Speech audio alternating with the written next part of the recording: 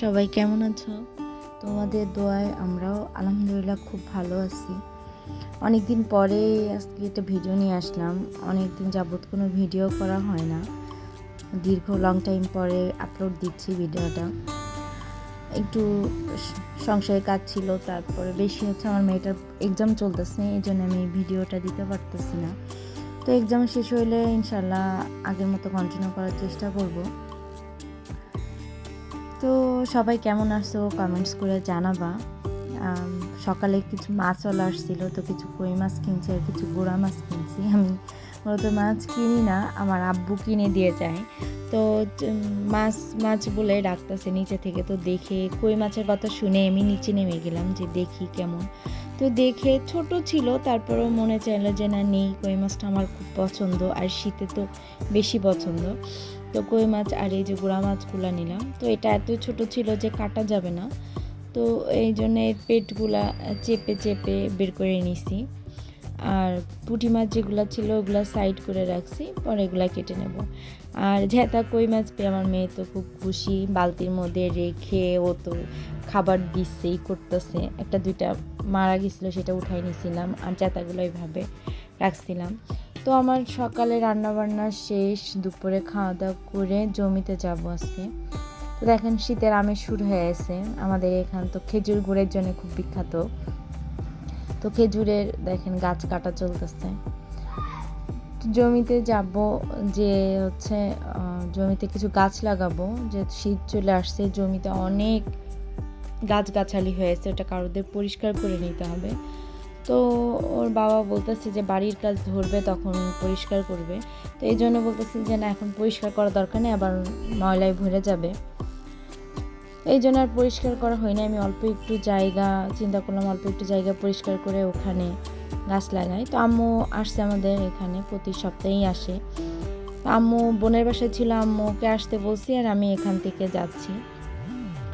তো দেখেন এই রোডটা ছোট ছিল, অনেক ড্রেনের প্রবলেম ছিল, বন্যা হতো। তো এবার এই রোডটা বড় করা হয়েছে এবং এখানে ড্রেন করা হয়েছে।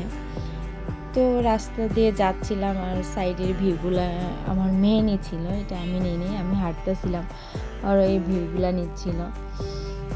তো দুইজন মা মেয়ে বিকালের হাঁটাটাও হয়েছিল, আর হচ্ছে জমিতে যাওয়াটাও হয়েছিল। তো দেখেন প্রায় চলে আসছি আমরা জমিতে। এটা হচ্ছে আমাদের জাতীয় ঈদগাহ, এখানে আমাদের কেশবপুরের ঈদগাহ এটা। এখানে ঈদের নামাজ হয়, আর আমার জমিতে দুই সাইড দিয়ে যাওয়া যায়, এখান থেকেও যাওয়া যায়, আবার ওই সাইড দিয়েও যাওয়া যায়, দুইটা সাইড দিয়ে যাওয়া যায়। তো বাচ্চারা শীত, তো এখানে র্যাকেট খেলতেছে। আর এখান থেকে গেলে একটু ঘুরতে হয়, কিছু গলি আছে, গলিটা পার হয়ে তারপরে যাওয়া লাগে। তো জমিটা মেন রোডে হওয়াতে একটু সুবিধা হয়েছে, একেবারে বড় রোডে না, তারপর শাখা রোডের পাশেই।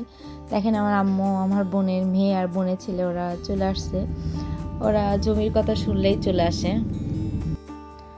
তো এখানে আসলে না ভালোই লাগে, ওরাও খুব আগ্রহী আসতে চায়। তো আমার বোনের মেয়ে পানি নিয়ে আসতেছিল, পানির বোতলে ভরে।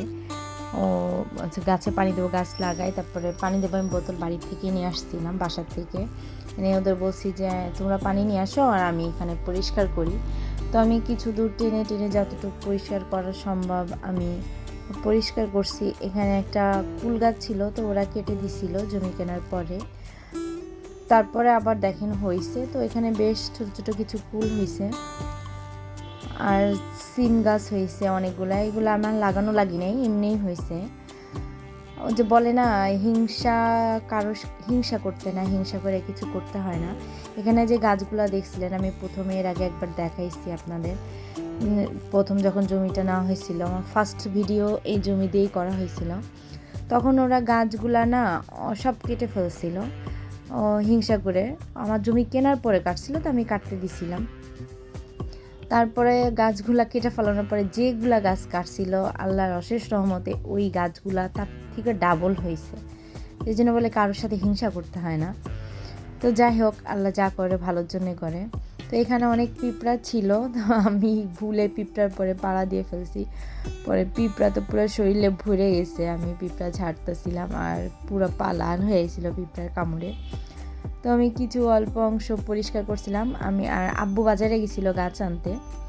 তো আমি পিঁপড়া ঝাড়তেছি আর পরিষ্কার করতেছি, মাঝে মাঝে তো কামড় দিচ্ছে লাল পিঁপড়া।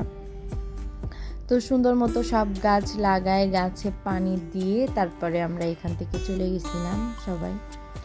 তো আমার ভিডিওটা এই পর্যন্ত যারা কন্টিনিউ করছেন তাদেরকে অসংখ্য ধন্যবাদ। একটা লাইক দিয়ে যাবেন আর আমার চ্যানেলটাকে সাবস্ক্রাইব করবেন, আর বেশি ভালো লাগলে আত্মীয়স্বজনের মধ্যে একটু শেয়ার করে দিবেন। আর আমার ভিডিওটা আপনাদের কাছে কেমন লাগলো আমাকে একটু কমেন্টস করে জানাবেন। আপনাদের কমেন্টসগুলো পড়লে না মনটা অনেক ভালো হয়ে যায়। যখন আমার বেশি খারাপ লাগে আমি তখন আমার ইউটিউবে চ্যানেলটায় আসি, এসে আপনাদের কমেন্টসগুলো পড়ি, কেন যেন আমার কাছে খুব ভালো লাগে কমেন্টসগুলো পড়তে। আমি ম্যাক্সিমাম আপুদের কমেন্টসে রিপ্লাই দিই। তো সাইডে যে বড় বড় গাছগুলা, যে ছোট ছোট, বেশি বড় না, লম্বা লম্বা হয়েছিল গাছগুলো, অনেক ঠিক না। তো আমি ওইগুলো মূলত কাটতেছিলাম, আম্মু আমাকে দেখাই দিয়েছিল যে ওইটা কেটে ফেলো, এইগুলো কাটো না, এগুলো কাটলে সিম গাছের ক্ষতি হবে। তো সিম গাছ, যে গাছগুলোতে সিম গাছ উঠছে আমি ওই গাছগুলো কাটি নেই, আর বাকি গাছগুলো কেটে ফেলছি। এই ভিডিওটা আমার মেয়ে করছে দেখে একটু এলোমেলো হয়ে আছে, ওর ভাইও পিঁপড়ায় কামড়াইছে ওইটাই দেখাইলো। তো আমার বোনের মেয়েরও পায়ে পিঁপড়ায় কামড় দিছিল, মোটপাট কথা সবার পায়ে টুকটাক পিঁপড়ায় কামড়াইছিল। তো সবাই সুস্থ থাকেন, ভালো থাকেন, আল্লাহ হাফেজ।